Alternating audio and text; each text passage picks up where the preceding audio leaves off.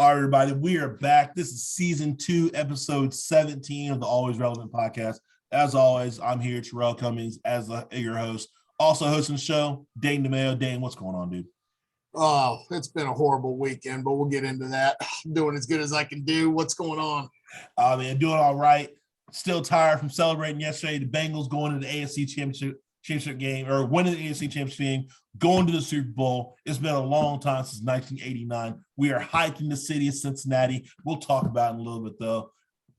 I don't know. I can't convey my excitement the way I want to. Either way, we're super excited, Ryan. But, you know, that's how it goes. We'll get into that here in a little bit.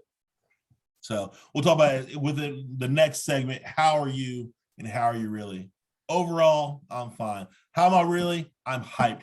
Bengals going to Super Bowl. Already touched on it a little bit. I was a little tired today because I still got up, started doing stuff for work and everything.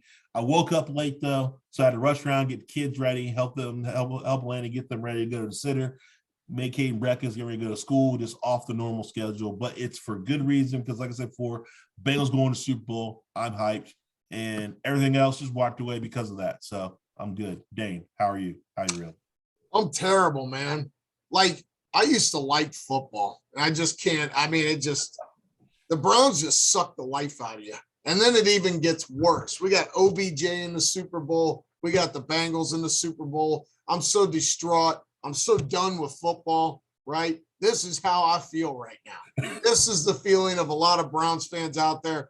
I was trying to think of a sports hat. I wore an old school high school hat. I got my 96 Pac-7 championship hat on.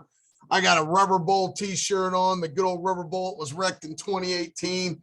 New shirt out from Cleveland Clothing Company. I appreciate the love for Akron with the Akron collection, man. I love it. I love the Rubber Bowl shirt, bringing back the history of the worst AstroTurf that ever existed on this planet. I'm surprised no one died on it.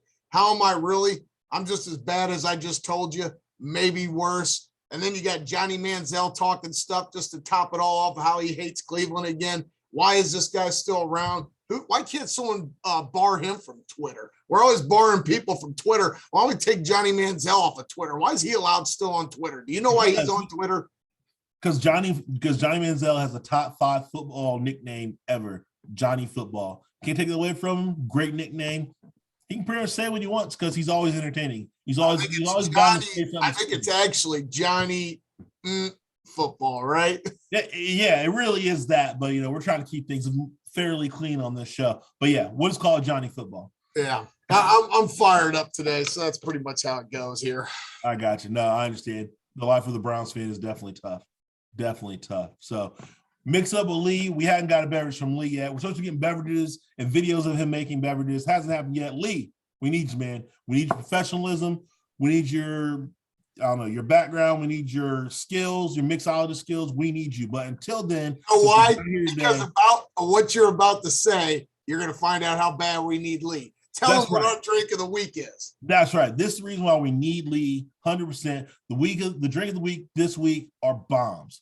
Jaeger bombs, cherry bombs, black and blue bombs, bombs. Yes. We'll say car bombs. We'll talk about that later because we have like a whole different segment we can talk about as far as that and the history of us and car bombs. Bringing back the early 2000s, late 90s, man. I love it. That's right. Bringing it back. Super easy to make. You take your normal Red Bull, how we do it, normal Red Bull, not Diet Red Bull, not light Red Bull. You put it into a glass, pour it in, take a shot of Jaeger, maybe a shot and a half. You can either pour it in, but our technique, take the cup, drop it in, take it to the face, bomb. So what you got to do. Right? We didn't have all this flavored stuff. The only flavor of vodka back then was vodka, man. You drop it right in that Red Bull and you tip it back. That's right. So cherry bomb, you could find cherry vodka somewhere. If not, pour the Red Bull in a glass, pour your shot of vodka, you drop it in, bomb.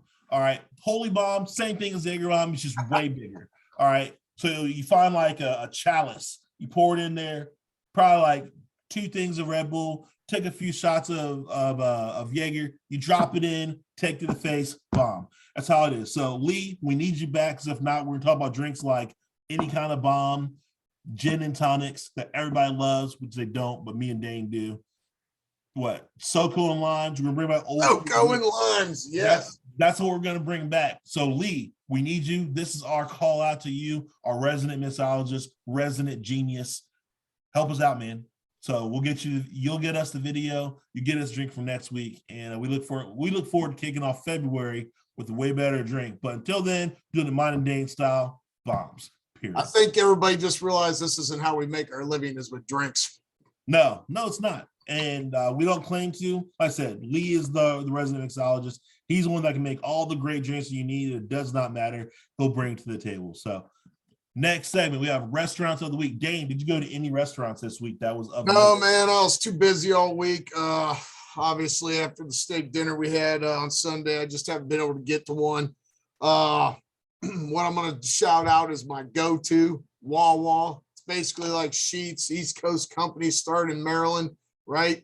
Made to order food, nothing fried, but they got cheesesteaks, they got burgers, they got baked fries. And my favorite is the 10-inch breakfast sub, where I put scrambled eggs, sausage, jalapenos, ketchup, make it your way. That's how I like my breakfast sub. Every Sunday morning, I get one of them because it's Get Big 2022. That's right. Living it. I'm living big, Get Big 2022. I like a hashtag Get Big 2022. It's on board.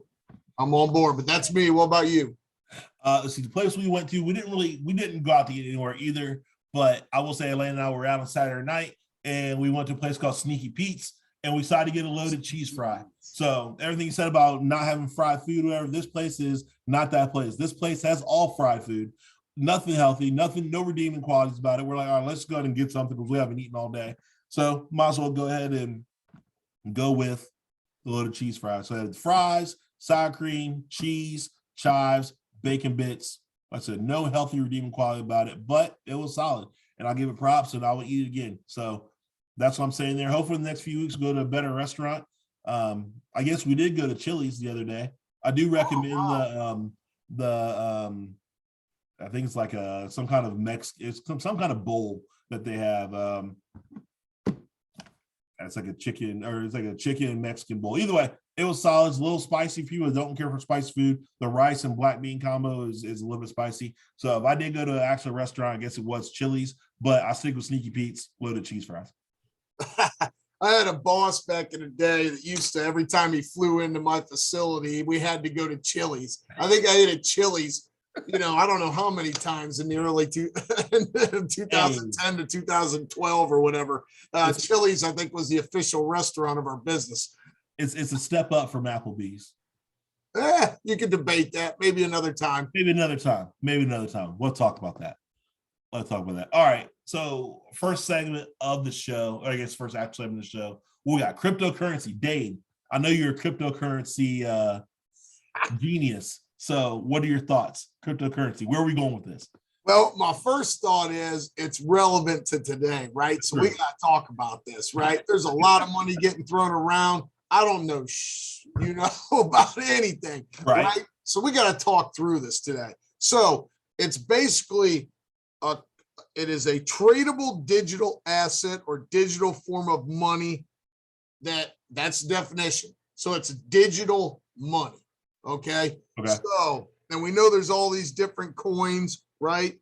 And it's traded 24 hours a day. It's the wild, wild west. It's not regulated by the stock market. It's where rich people go to drive up the price of coins, and then all us commoners buy coins, and then they sell it off and leave us all with nothing. That's kind of what I've been seeing happen a lot with these coins. But with the stock market down in the dumps, the S&P is at its lowest since 2016 to start the year. It's been a mess, right? We decided we're going to talk about this coin madness a little bit. So Coinbase is the big site to trade on, right? Super expensive per trade. So not only are you paying, a crazy price to buy a coin, right?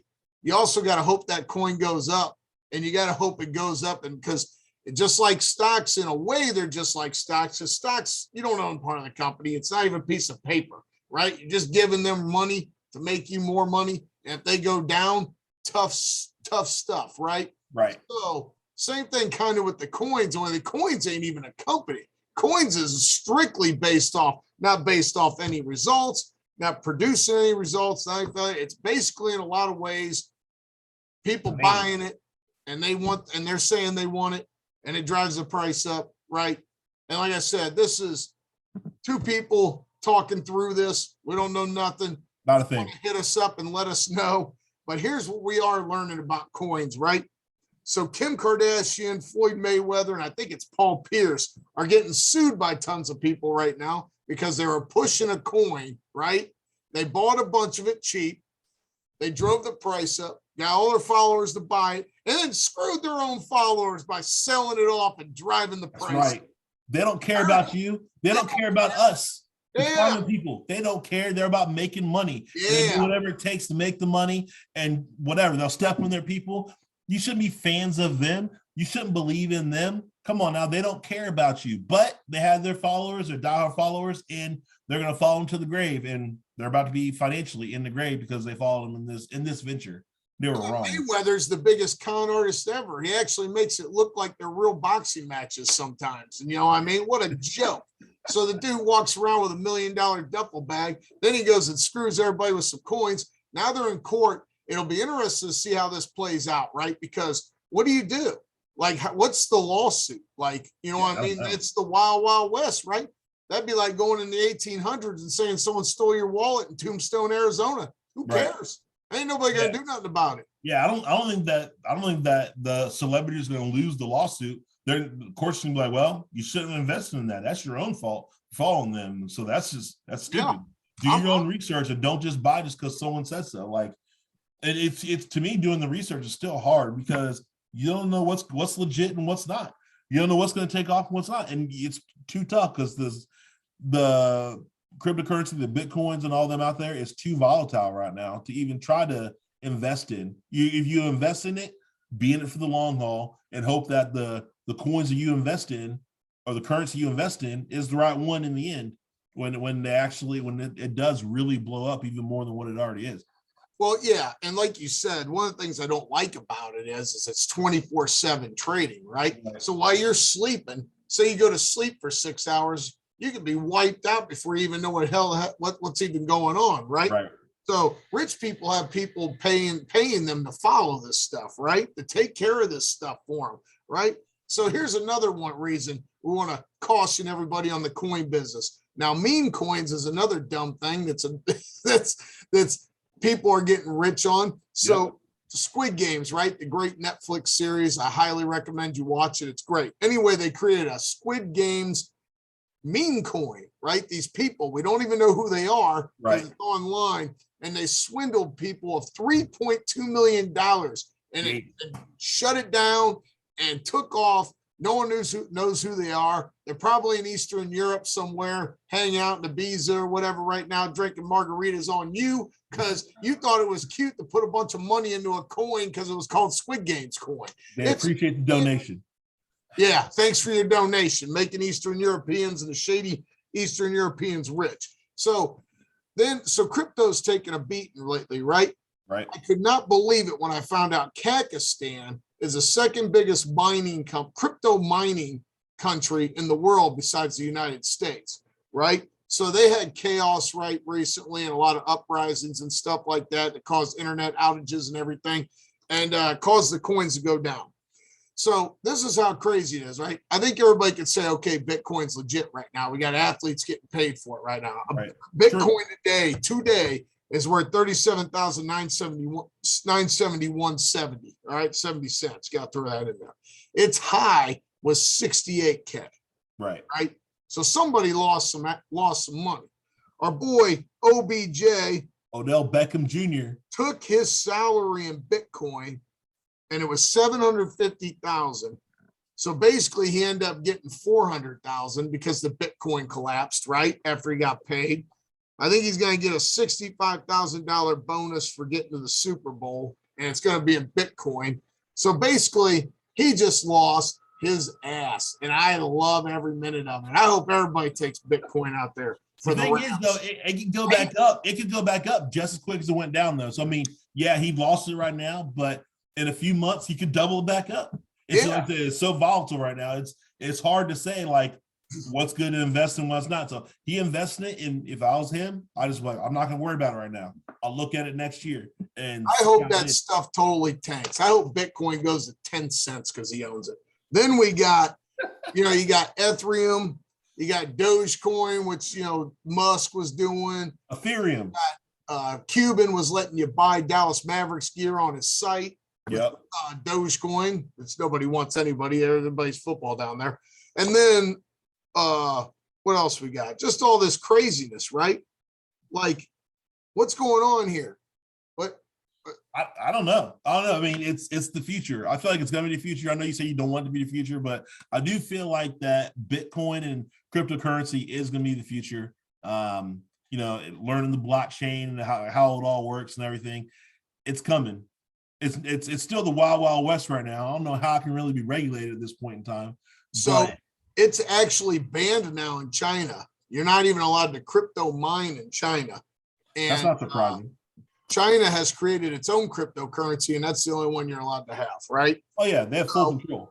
Full control. So let's get into mining real quick, because when you think of mining, you're thinking of people down there banging with some pitchforks down there in the underground, whatever. Mining is the competitive process that verifies and adds new transaction to the blockchain for a cryptocurrency to use POW, proof of work method. Does that mean anything to you? I think basically they have to go in and they have to hack the blockchain to prove to prove ownership, to prove the most recent ownership of whatever is being purchased with the cryptocurrency. So I could be wrong in that, but I'm pretty sure it's what it is. So that was the really dumbed down definition. What I thought it was. Dumbed down. And that's what we're doing. We're trying to dumb our way through this, right? That's right. So you got the coins mining, right? So what you have is you have all these rich people, and they can pay people to watch this stuff around the clock for them. Right. Buy this. So when one person like Elon Musk goes on Twitter and says, I'm going to sell this, I'm going to sell what was that, Shibu or something, meme stock, something like that. He's going to go out there and sell all this stock, right? Sell all this, Shiba Inu or whatever, right. Buy it, or, and then everybody buys it. And then what someone like him does is after everybody buys it and the price goes up, while everybody's sleeping, his accountant sells it off and everybody's screwed, right? You got all these coins. There's so many different coins right now, meme coin, crypto coin, whatever coin, and everybody's getting ripped off, just ripping off the commoners. So here's our warning, right? Know what you're doing. If you can have somebody do it for you, if you want to do it, you probably kind of like the stock market. I don't see a whole lot of people invest on their own that actually do really well. Let's just be real, right? That's why there's 401ks, because the professionals are supposed to be dealing your money, right? Yeah. If you can do it, great, but trading is a full-time job. So now you have trading, now you have cryptocurrency, and now cryptocurrency is a 24-hour job, right? Right. Trade, so hey, we're just out there. What do we always say? We're all about protecting your money, letting you know what's going on, all about the money. Be smart with your money. Watch out for the stuff, because we're about to get into another section of madness here in a second. That's right. Yeah, if you're going to do it, definitely study up. I've studied a little bit on it, but not as much to talk about as much I've talked about on this show just now. I've probably discussed it too much, way more than what my capacity is right now. So I studied stuff a lot more on it. But yeah, we're about to get into the other part of, I won't say other part of it, but another aspect of, the blockchain and cryptocurrency and what's coming next. NFTs. Dane, what are NFTs? So an NFT is a non-fungible token. I didn't know. I actually looked up the actual term. Like, what is NFT? I knew what they were. They're like digital items that, right, you can buy and have ownership of, but it actually stands for non-fungible token. Can you get a definition of fungible? I don't know. That's a fun word though. Yeah, we should have looked it up before the show started. We'll probably get an actual definition for you guys here shortly. Yeah, so it's a non-fungible token. The most expensive one ever bought was for $69.3 million, a work of art by a 41-year-old named Mike Winkelmann, who's known as Beeple, B-E-P-L-E. Huh. What is a Beeple? Where do you get that nickname? Don't know. I don't know, but he's super rich, so he can call himself whatever the hell he wants. Yeah, super rich. Apparently has a following. So So NFTs is like the big thing right now. So video game people have an unfair advantage, right? We're literally in the era of Demolition Man. Stallone is the true prophet, right? This is the era we're living in, right? So I was looking at some NFTs, you know, a world's first list of some of the craziest and most expensive NFTs. Right. The first one that came up was Flying War Babies, sold for 5.8 million. It is war babies guard Mars and are surrounded by an apocalyptic backdrop. The 10 digital artwork sold as NFTs within 20 minutes for $5.8 million. So it sounds like some kind of Renaissance digital painting type thing that's sold for $5.8 million. Well, now, how does that keep its value? Somebody else wants to have to buy it for $5.8 million. There's got to be demand to keep that price that high. Yeah. So digital toilet paper with flowers on it sold for $4,100. See, how does that work? Digital toilet paper. How are you going to use that? Why would you spend $4,100 on it? Right. I don't know. Like, that's something like maybe just rich folk have. They just want to have, you know, digital toilet paper flower on it. I have no idea as far as that. I don't know how it's usable. Yeah, and the most sold NFTs looks like CryptoPunk. I don't know what the hell that is. I was trying to figure it out for the show, but anybody tell us what CryptoPunk is would appreciate it. Yep, please write us. Let us know. Here's one of my favorites right here. NFT, the world's first digital perfume, sold for $18,000. Still Why don't do know you how buy you can digital do that. perfume? I don't know. Apparently you can. Someone's already done it for $18,000. You want to smell like blockchain? Like, what does that mean? I don't know. Hey, for everybody out there, fungible, definition fungible is being something such as money or commodity or of such a nature that one part or quantity may be replaced by another equal part or quantity in paying a debt or settling an account. So basically, non-fungible means the opposite, meaning that it can't be replaced. Is fungible a new word? I don't think I've ever heard the word fungible before. I think it's always been out there. It's just not really been used in normal conversation. That's why everyone's like non-fungible. Like, what's that? Yeah, what's fungible? What is a non-fungible? Hey, Dane and I are both college graduates, and I've never heard of the term fungible in my life until non-fungible. So I don't know. I'm not saying I know every word that's in the dictionary, but usually you at least hear some words every once in a while, unless there's something like, you know, absolutely crazy.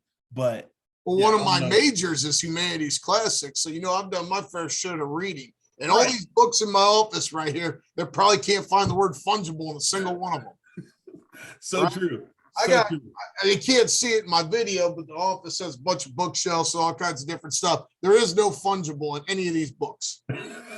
So yeah, I don't know. So everybody, hopefully some of our listeners, like I said, get out there on Facebook, hit us up, always relevant or whatever, and or hit me up at, you know, at franchise 1122 on Twitter. Hit Dane up at Dean Mayo. Hit us up. Let us know your thoughts on fungible, non-fungible, NFTs, whatever, like cryptocurrency. We want to get educated. We want to know more about it to discuss this more because we believe that it's coming. And I want to get rich. Send me some tips. That's right. Send some tips. Hopefully you're trustworthy. You better be trustworthy. That's all I got to say. Yeah, man. Especially, hey, with the way that S&P and NASDAQ's going right now, I need some tips. I need tips on some of this stuff. Now's the time because when it starts bottoming out, now's the time. Now's the time to buy. So here's another one, right? A digital stick for a dog stole for $1,200, known as Twig. I mean, what? The thing is, like, where does the demand for that come from? I know there's a lot of dog lovers out there, and maybe they're digital dog lovers too. I don't know. But so here's another good one, right? Emily Ratajkowski or whatever, you know, the Blurred Lines girl, right? Yes, Emily Ratajkowski, like that. So, right? She bought herself back for $175,000. She bought a digital version of herself for $175,000 and then auctioned it off. Did she at least make money off of it? Yeah, she does. Yeah. And then my favorite of all of them is a fart symphony on the blockchain sold for $85 US. A fart symphony. All right, so who's performing the symphony? That's what I want to know. Like, how special are these farts? It's been considered a masterpiece. It Fart symphony. says That's where's our world? What's the world coming to? A fart symphony is a masterpiece.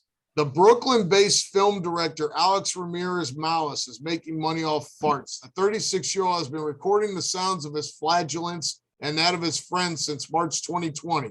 A year later, he compiled the flatulent sounds into a 52-minute symphony. It's sold for $85. I mean, let's keep it real, though. I mean, for the fact that he could do this and make it happen and turn into a symphony, I'll throw in quotes, a symphony. I got to hear this if it's actually a symphony. I mean, that's low-key impressive. Yeah. So the first Twitter tweet on Twitter sold for $2.9 million. So I guess this would be kind of like getting a first copy of the Declaration of Independence or the Bible or something, right? Right. The first tweet. This person now owns the digital property. So the first tweet for $2.9 million. I mean, that's something to think about, though. Yeah. Whoever decided to make that the digital copy, was it a digital copy of the first tweet? Is that what it was? Yeah. So Smart now thinking. someone bought NFT cannabis plants for $1. How do you smoke an NFT cannabis plant? I don't know. That's crazy. You can get your own color. You can, someone bought their own color for $100. A tennis player auctioned off her own arm for $5,000 US. Croatian tennis player Alexandra Olenkova, 20.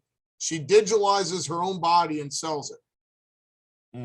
Her arm sold for $5,000. I mean, like I said, there's a following out there. So that's what I was thinking. As far as NFTs, I think I told you this before the show. Like I was debating because my son Caden, he's 7. He's a pretty good athlete as of right now as a kid. I think in the future, I'll be honest, I could picture him going to play football or baseball or some kind of sport in college. So it's like, all right, do we like take videos and do these things now and like create NFTs now, right?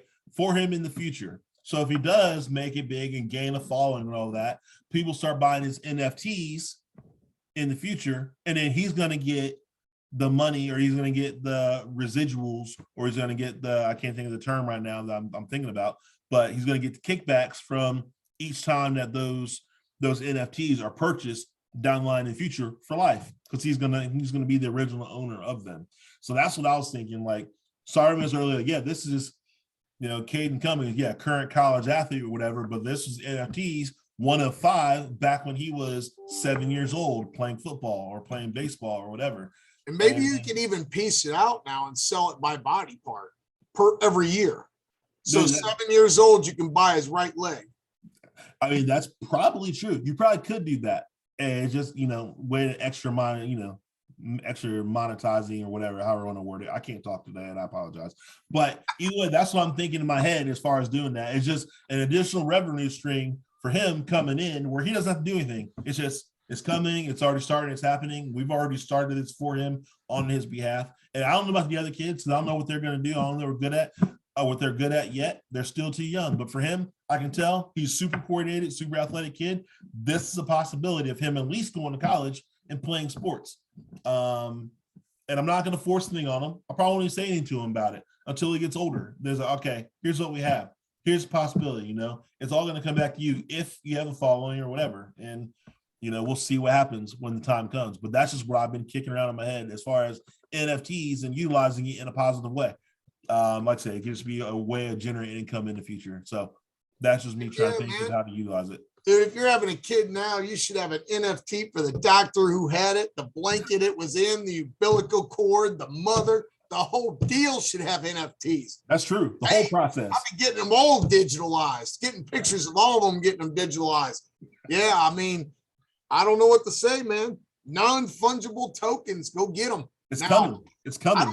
Now, can you hire investors to manage your NFTs too, kind of like coins and stocks? And I think so, but I don't know how many.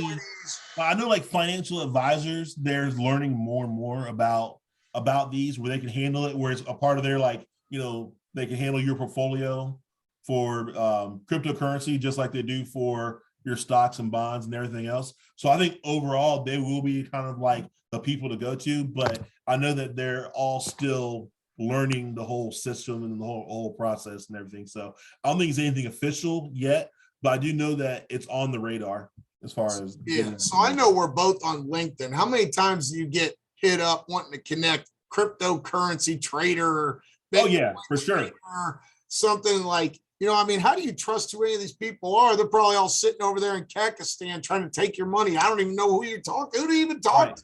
I don't know how you can judge who you talk to as of right now. That's a lot of trust. Yeah, doing that. Like nowadays, I can see some stats. You need an investor that can handle wills, annuities, IRAs, stocks, and your crypto wallet from your 401k, real estate investments now, because obviously you can invest in stock and real estate now, which I think is a smart move. Right. One of the few things I think that's good, because property can only go up, right? Now you got coins. Now you got the NFTs and the coins trade. I can see myself on the phone with dude right now at like 2 a.m. Yo, man, wake up. The coins are blowing up, dude. What's going on? Right, because normally in the stock market, they only do it during banker's hours. Like, what is it, 9 to 4 or whatever it is? That's the only time the trading is happening. So that's the difference. You see the craziness is happening on the New York Stock Exchange floor. Think about this: all the craziness is happening 24 hours a day, all over the world, constantly. So I think that this is already happening with a lot of investment firms or something. But if you're going to trust somebody, you want to be in all of that stuff with your money, you almost got to have someone who you got to get with an organization, not even that's dedicated to it 24/7. I want you looking at coins Sunday through Saturday night, all night long. I want people looking at them coins going up and down. So it's almost smart to do it with an investor. All these people trying to do all this stuff themselves, especially if you're not like super rich, just be careful, right? Because things change on you quick. Right? Agreed. All right, we've talked about cryptocurrency for a minute. Guess what we really need to talk about? NFL football playoffs, the championship weekend, AFC Championship, NFC Championship. Let's talk about these Bengals. Dane, what do you got? What do you bring to the table stat-wise? I don't really want to talk about it, but yeah, you do. Come on, jump on the bandwagon. I'm a certified hater. I already told you this. I sent you the sheet through Twitter. It was the great bandwagon application. Everything was checked off for the boxes. It said to fill in your name, send it back. You could have been an honorary Who Dey fan. No, we're the Bengals. Come on. You know what? Just before we get into the details and stuff, I get mad on Twitter when there's Browns fans. Oh, I'm rooting for Buffalo. They're our cousin. No, they're not. I hate Buffalo. Why are we rooting for Buffalo? No one cares about New York. Everybody hates New York. Then you got all these, good for Cincinnati. No, not good for Cincinnati. I'm a certified hater. This should have been our year. It's my year, right? I'm supposed to be watching the Browns in the Super Bowl this year. I was cheated this year by Stefanski and Andrew Berry selling me on some garbage, and I bought it, and I should know better. Anyway, on to the Bengals. So the Bengals win 27-24, all right, on the Chiefs. Burrow, 23 of 38, 250 yards, 2 touchdowns, 1 interception. And then the shocking number is only 1 sack, but obviously the Chiefs' defense isn't near as good as Tennessee's. Hey, there was one play, though, where the defense line was coming after him. He got out of the tackle. He's running. Oh, it's crazy. He had a press by the look behind him, seeing dude was going to go over his ankles. He started high step, and who thinks the high step when they're running? Did that high step out of the tackle and ran for the first down. Like I was telling someone else that he just has crazy football awareness. A lot of guys playing football, they play with tunnel vision. They're not aware of anything around them. They see just like what's right here, and that's it. He is aware of what's going on around him all the time. That's something that can't be taught. Either have it or you don't. And he completely has it. And he has to, because his offensive line is completely suspect. The running game was a little iffy early, but Mixon started to take over late, particularly in overtime, and ended up with 88 yards on 21 rushes. Yeah. Chase had 54 yards, but he had a awesome touchdown catch in the end zone. That's what happens when you try to guard that dude one-on-one. Higgins came to ball, 103 yards. But the biggest shout out needs to go to the Cincinnati defense and the adjustments made at halftime. That game, I text you guys in our group that said this game is over. Yeah, it spoke too early. Cincinnati's second half team. Come on, man. Yeah, but you know what? real quick on the Chiefs where we get detail in the Bengals. The arrogance of the Chiefs kind of caught up with them because they thought they could get that touchdown at the end. Mahomes played like playoff Aaron Rodgers, right? With big time choke job, right? A lot of it had to do with Cincinnati's defense all day. Hubbard was awesome, spying him on that one play late. Yeah. When the Chiefs won the toss in overtime, you're still probably thinking as a Bengals fan, like, oh, you know what? And the defense just balled out. And I think the reason, and Cincinnati beat them in regular season, right? Yep. Cincinnati is athletic all across the board. And what I think that does is that kind of neutralizes a lot of what the Chiefs like to do with mismatches, right? Now, Kelsey had a day. He had 10 receptions, 95 yards, 1 touchdown. The Cleveland boy, he's kind of a mismatch for everybody. He's hard to deal with. He got to hear from Elena, oh, man, hey, Terrell, I'm sorry, but he's hot. I'm like, go talk to him. She's all about her some Travis Kelsey, man, for real. Yeah, Travis Kelsey, he's living the life. He is for sure. Hey, give him props. Yeah, and he's a baller. Tyreek Hill was really kind of held in check. I mean, 7 receptions, 78 yards. He did have the 1 touchdown early, right? Yep. Mahomes, you look at his numbers, not too bad. 26 to 39, 275, 3 touchdowns, but he threw 2 picks. Both were terrible. The one was just terrible, right? And he was sacked 4 times because I think a lot of those sacks were on Mahomes too. He just holding the ball. I do too, because he held the ball. I think he was in the second half, he was trying to do too much, trying to make big plays. Like 2 of those sacks, like one where he fumbled, but he got it back, or his offensive lineman got it back. I'm like, dude, just throw it away. Like he's running around backwards, running like old school Archie Manning or something like that. I'm like, dude, throw the ball away. Like, what are you doing? Like, it's second down.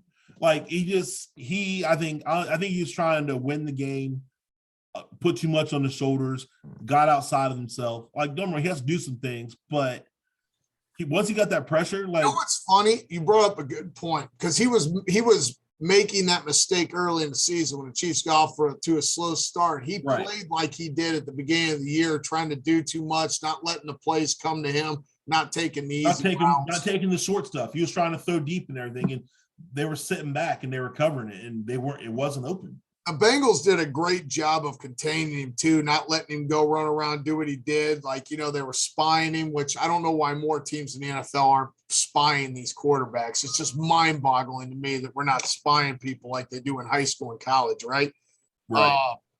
But he was terrible. Quite honestly, Mahomes in the second half and overtime was terrible. Like, rarely when the Chiefs have lost in the playoffs in the past, it usually wasn't because of him, right? Well, they lost because of him. I mean, he played terrible. Burrows was the better quarterback, even though the stats aren't quite as high. He was the better guy. He ran for 2 first downs, like the one you just right in a row. That drive was huge, right? Yep. That's just dude making a play. I thought the Bengals were going to seal that game when Hubbard tackled Mahomes. Made that kicker kick a 44-yard field goal. I was like, I'm like, this is not for sure. Like, this is a serious field goal right here. Like, hey, I give him props. Usually, my mom always says I'm yelling at kickers when you have one job. Like, I know it sucks. It's a lot of pressure, but you're an NFL kicker. You have one job.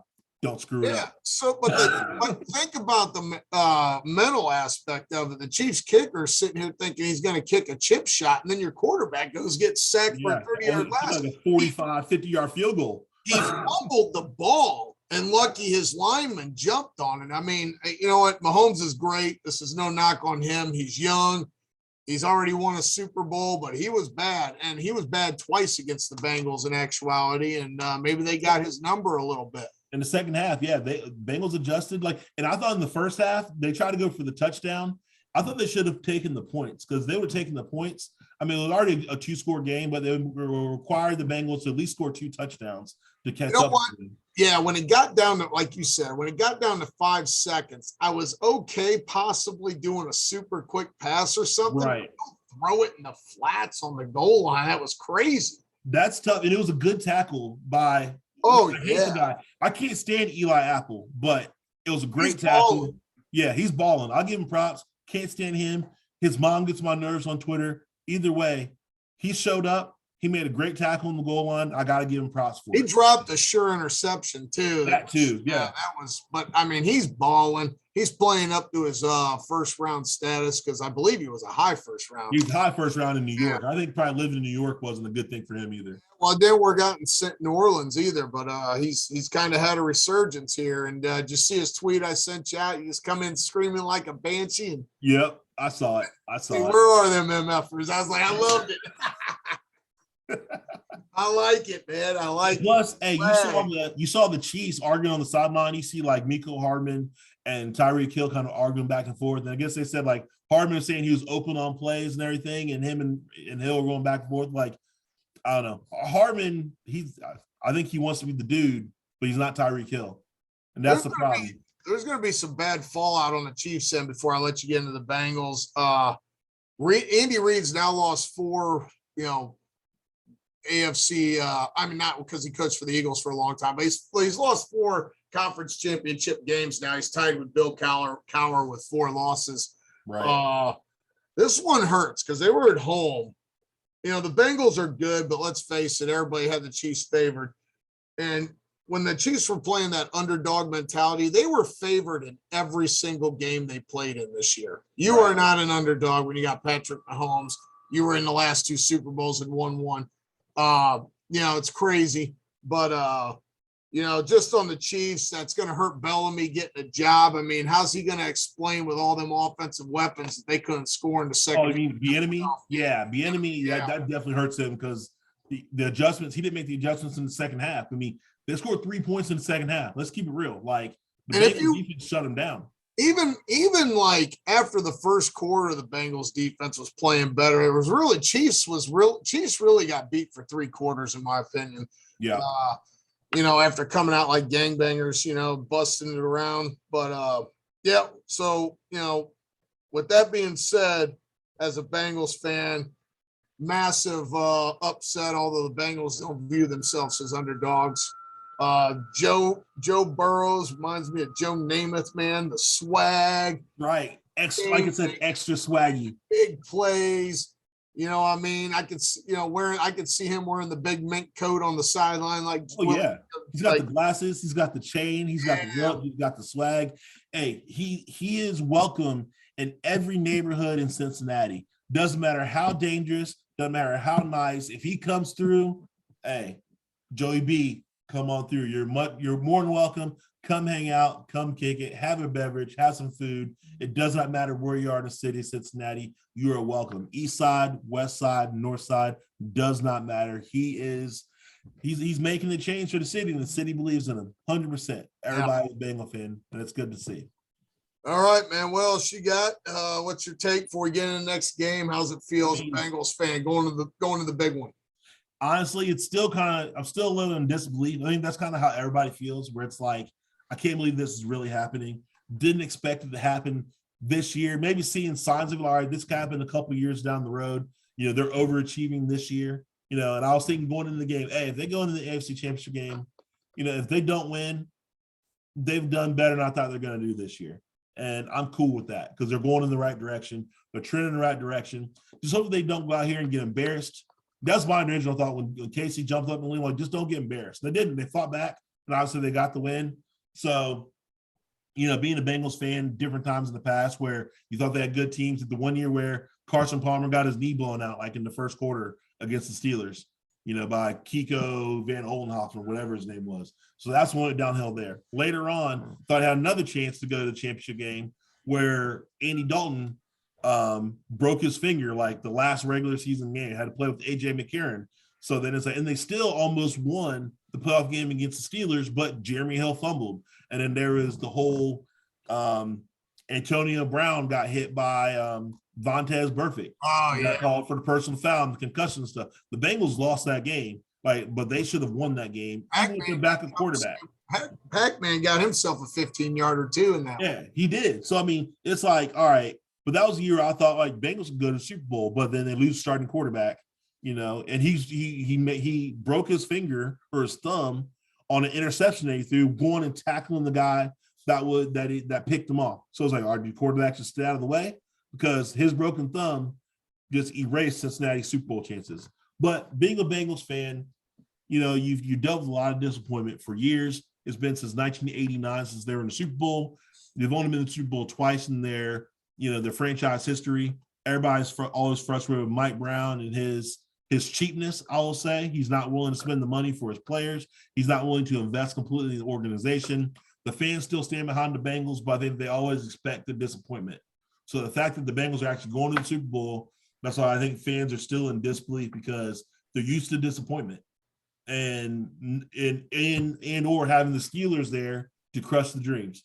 So this time they went through, they busted through all the challenges, won the division. Yeah, they were underdogs, but yes, they're going to the championship. They're going to the Super Bowl. And I can tell you that the whole town is super excited. It's craziness around here. And people are ready. They're already talking about their Super Bowl parties or going to Super Bowl or whatever it is. They're ready to go. So I'll say the feeling is super excited, still in disbelief, but a lot of diehard Cincinnati sports fans are elated that this is happening.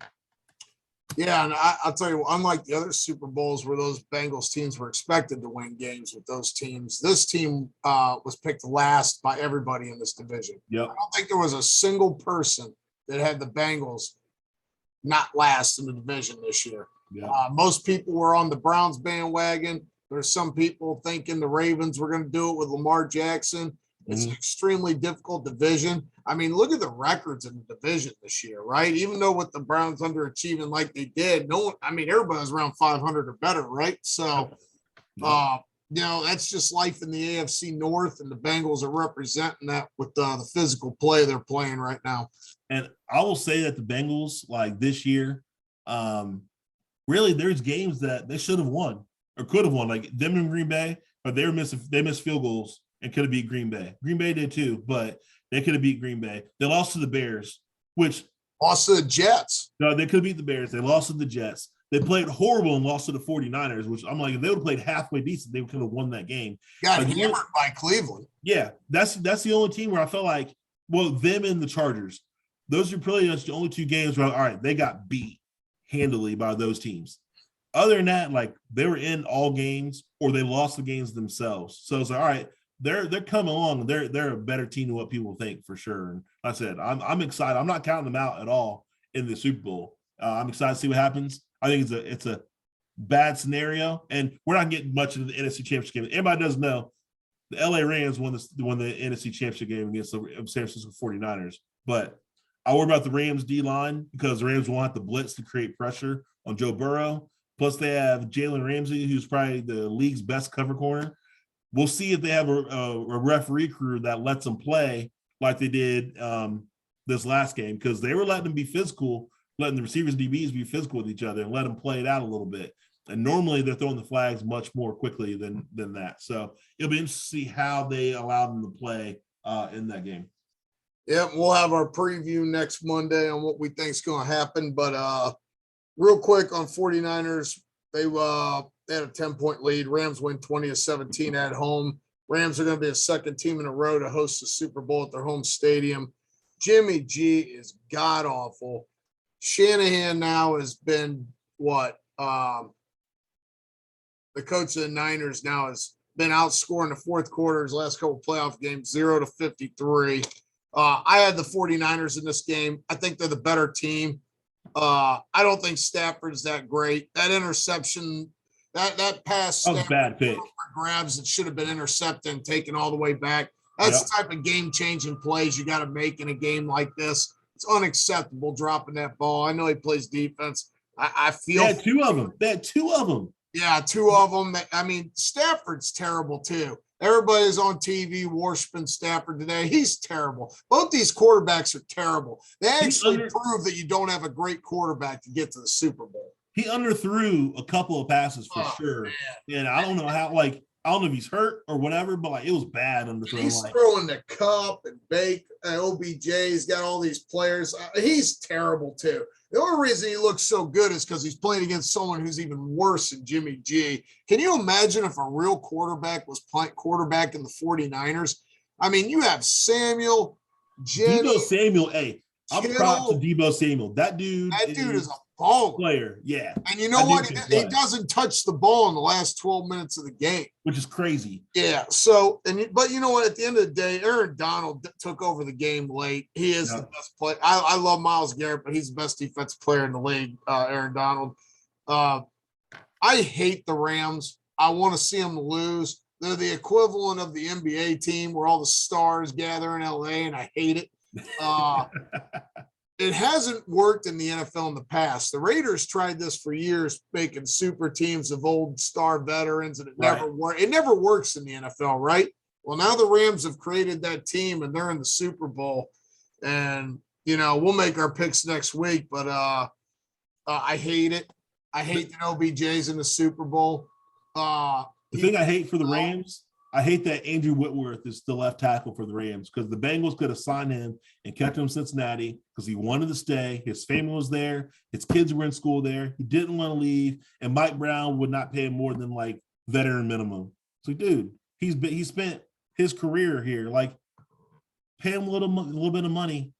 He's not asking for a ton. Just pay him a little bit. And that dude's old enough to be Weevy's father, dude. I can't believe he's still playing ball. That's true. Hey, he's going to Super Bowl, left tackle. Still going down. So, all right. So, congrats to the Rams. And that game will be in 2 weeks. Got the Pro Bowl coming up. Nobody cares. All right. No one cares. Hey, no one cares about that. But it's pretty much a home game. It's in LA. So, I think regardless, if it was, it's in LA regardless, it's a home game for LA. Even if the Niners would have won, it would have been a home game for the Niners. So, either I don't way, think that's necessarily true for the Super Bowl because the way those tickets are done. It's mainly a celebration of the league with sponsors and everybody getting it. It's not really for the fans, the Super Bowl. That's true. I will say, looking up tickets for Super Bowl, in the nosebleed seats, the top section of Super Bowl, the cheapest ticket was $6,600. Wow. So that just lets everyone know what it is in the Super Bowl there in LA. So, all right. And I'm making an executive decision on the fly. We were going to get into Baseball Hall of Fame talk and how like Barry Bonds and Roger Clemens didn't get in and everything. But I think we can push that back a week. We've kind of been talking quite a bit as far as everything else. So we'll push that back a week and we'll go ahead and move on to our rapid fire topics. You good with that, Dane? Yeah, I'm good with it. Yep. Hey, all right.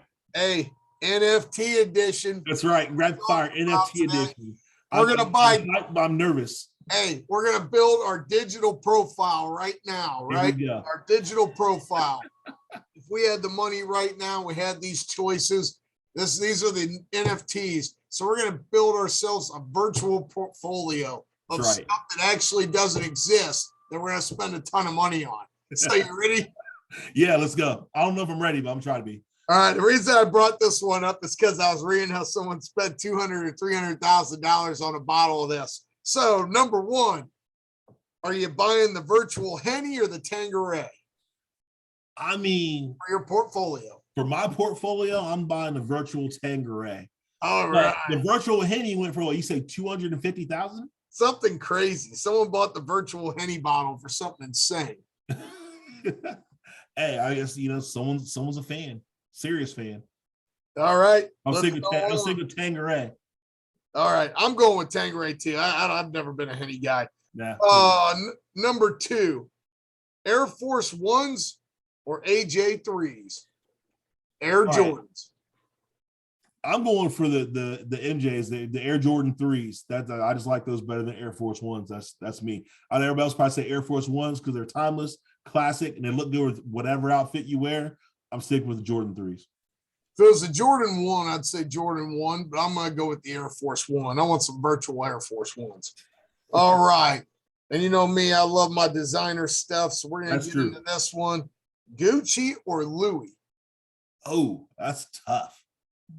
You got a book bag, a wallet. You're going to buy all kinds of virtual designer. Is it going to be Gucci or Louis? I'm going to say Louis. Ooh, going Louis. All right. You know me, I'm going Italian all the way. We're going Gucci. Me. That's what we rock with. All right. Number 4. You going to get a virtual island in the Pacific or an island in the Atlantic? I'm going to say the Pacific, but if you said a virtual island in the Caribbean, I'd probably say the Caribbean, but I'm going to say the Pacific. All right. Getting the Pacific. I'm going Atlantic. The Pacific's too cold. I hope the blockchain isn't as cold as it is. Okay. No, now we're all right. So you know how you can buy people and stuff like this. So you're gonna buy a virtual NFT of Brady or Tiger Woods, Ooh. injury free, both of them. Injury free. I mean, if I'm saying injury free, I'm gonna say Tiger Woods. Okay, you're skipping out on your Michigan boy for Tiger Woods. It's tough. Hey, but Tiger Woods, that's singular. It's all him. 19 thing. It's all him. Paid. He's paid. Paid. All right. Another one. Because now art's the big thing, right? Yep. You actually don't have the art, but you have the digital copy. It's worth more than the real art. Right. So you going Van Gogh or you going Picasso? Ooh. Picasso. Okay. Yeah. I like that. I'm going Picasso too. All right. Getting down to the final ones here. Yes, sir. Virtual, you getting toilet paper with flowers on it, or you getting paper towels with flowers on it? I'm getting paper towels with flowers on it. That's how I'm wrong. It's more useful for multiple tasks throughout the house. Okay. Virtual paper towels with flowers on it. I'm going toilet paper because it is essential to have the toilet paper. I don't know what the blockchain feels like, but we're going toilet paper. Oh yeah. So we're building our portfolio here. Right. And my final choice here is you're gonna buy a fart or a sneeze. Whose is it? I don't know. I don't either. I mean, the one dude had the fart symphony. The fart symphony. How about the sneeze symphony? We'll do the fart symphony or the sneeze symphony. Oh God. I think the sneeze symphony. You go.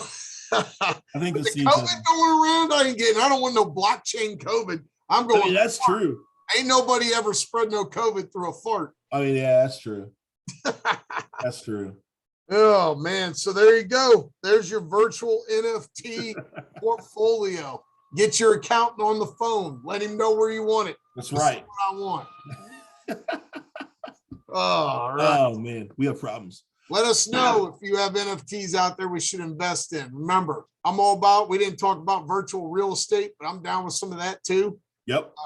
Hanging out somewhere it doesn't exist. Let's get it going.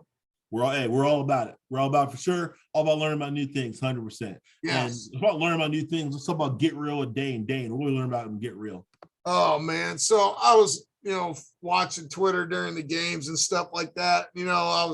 I was trying to watch the Blue Jackets and the Cavs. They're on at the same time. Then you got the football on, but I was mainly focusing on the football because we had the big games going.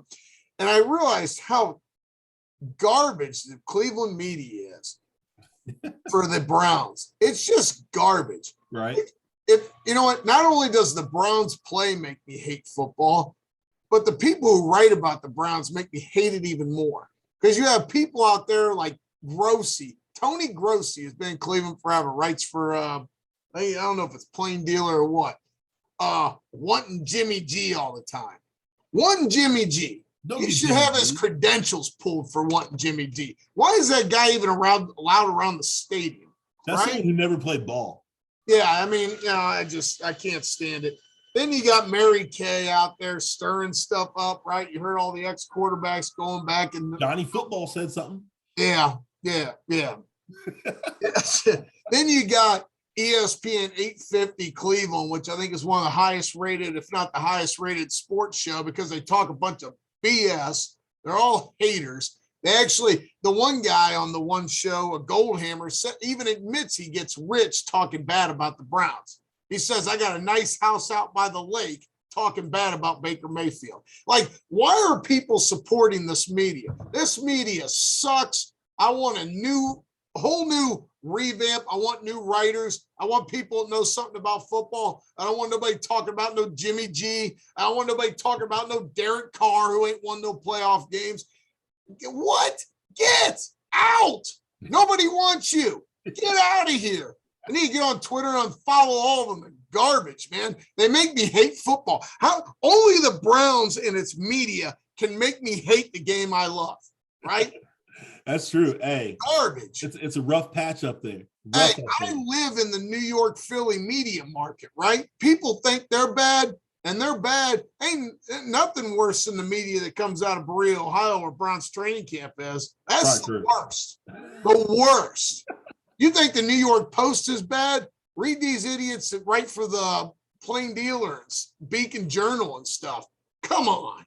Come on, be better. Be better. I know it's all about clicks and ratings and all that stuff, but get real. Talk some real football. Know something about the game. Half you guys have been there 30 years and still don't know nothing about a football game. I'm done. That's true. That's true. All right. That was Get Real with Dane. Obviously, it kind of touches close to home, hits him in the heart a little bit because the Brownies, the struggle is real. He's getting around about, but me telling him about the Bengals winning the Super Bowl. Plus, the Cleveland media is just they're themselves. So it's gotta be rough. I feel a little bit bad for Dane, but we're gonna go ahead and get into our final segment, which is Messin With Your Money with Rell. And today we're gonna talk about the Australian Open men's tennis final. It was Rafa Nadal against Daniil Medvedev. And Medvedev, he was winning the match. You know, it's best of 5 sets. He was up 2-0 versus Nadal. And they're in Australia, and the Australian crowd favored Nadal. So they were cheering for Nadal. And, you know, Australian fans like to party a little bit. They have their beverages in hand. They get a little rowdy, little raucous and everything. Well, they were blatantly favoring Nadal and not Medvedev. And Medvedev kind of started complaining to the umpire about it, kind of says things about it. And ultimately, you could tell that he was shook completely because got off his game. He dropped the next 3 sets, and Nadal won, I believe, his 21st Grand Slam title. So that's most of all time for men, breaking his tie with Federer and Novak Djokovic for most all time. And he lost it. The crowd got to him like, what do you expect? You think the crowd's always going to be on your side? You think the crowd's always going to like you? Rafa Nadal has the most Grand Slam titles of all time. So like he's had a fan base forever. What do you expect as far as that? And he went in saying like part of the reason is probably because he's Russian or whatever. And he's talking about not playing in the French Open, not playing in Wimbledon, and just playing in hardcore tournaments in Russia or whatever. To me, he sounds like he's a take his ball and go home type of guy. To me, he sounds mentally soft. And I can't stand that. All right, yeah, the crowd's not always going to be in favor of you. They're not always going to like you, but you still got to show up and play and win. Let's talk about what he didn't win, right?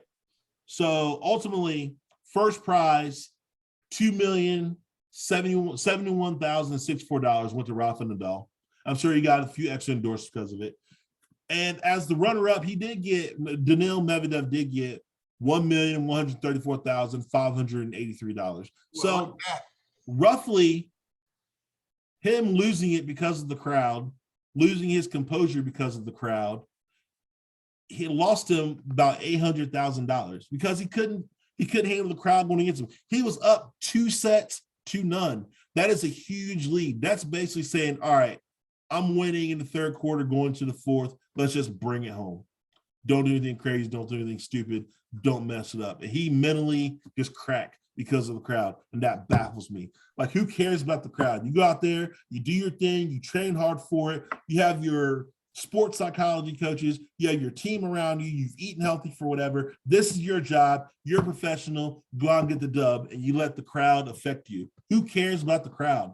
Wear earplugs. Who cares? Don't listen to them. Just play and win. Just play. And he couldn't handle it. To me, that means it makes him soft, in my opinion. Great talent, but soft. Nadal would have never let that happen. Federer would never let that happen. Djokovic wouldn't let that happen. They'll probably let that fuel them to play better. Because the crowd's against me, forget y'all. I don't need you. I'm going to do this myself. You ain't heard me before. I'm doing it by myself. I've put in the work. I put in the time. I don't need any of you. I'm here to get this dub, period. And to me, he's soft. He deserves to lose that money. He deserves to lose more of that money because he's worried about the crowd like him. Who cares about the crowd? Not me. I'm not even that dude. The dude's soft. He's gone down in my book. And I thought he was going to be the next great tennis player. He's soft. I'm over it. Well, Rell, you lost $800,000 because you couldn't handle the crowd booing you. Who cares? Yes. On that note, I think it's been a great show. I'm losing my voice. I'm talking too much. I was screaming too much in the Bengals game yesterday. Dane, what do you else got for us to bring it home? Hey, man, I want to thank the Cleveland Clothing Company for the Akron collection, showing a little love to the southern neighbor, my hometown, right? Got my River Bull shirt on. It was demolitioned in 2018. Tonight, Blue Jackets on national TV against the almighty Florida Panthers. I'm looking forward to seeing that. Coming off a win against Montreal yesterday. Patrick Laine, 2 goals. Let's get the man signed. Pay the man. That's all I got.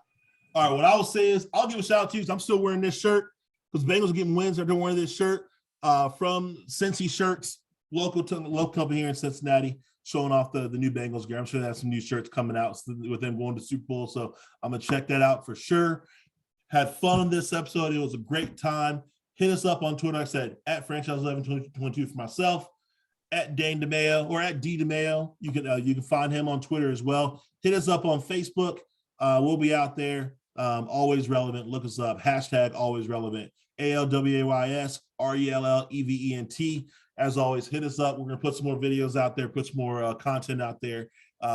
Keep following us. We appreciate everybody listening. Go out there, hit the subscribe button on YouTube. Find us on Spotify. Find us on Apple Podcasts, Google Podcasts. Please go out, like, subscribe, follow, tell your friends, tell everybody. We're looking for everybody to follow us. We're trying to grow this thing for sure. So we appreciate it. We had a good time, and we're out. Until then, we'll see you next week. Who dey?